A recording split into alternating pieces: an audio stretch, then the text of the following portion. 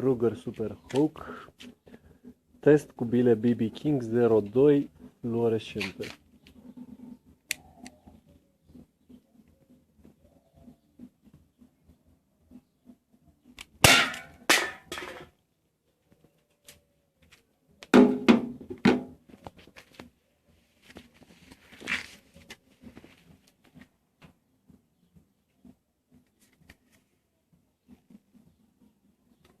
Gaura de intrare și gaura de ieșire.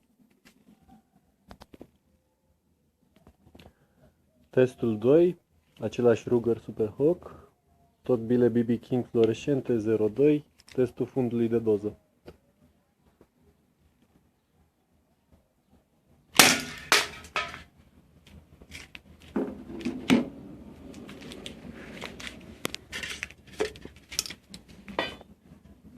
Gaura de intrare și identarea la gaura de ieșire.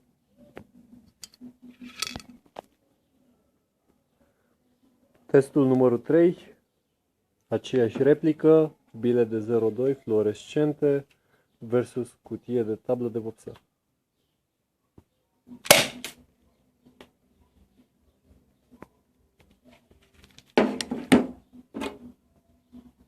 Gaură de intrare, gaură de ieșire.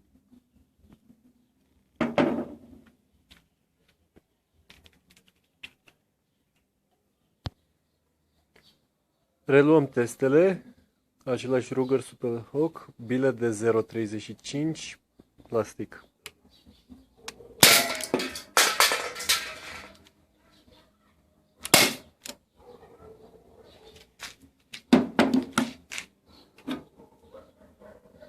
Gaură de intrare, gaură de ieșire la bile de 0,3.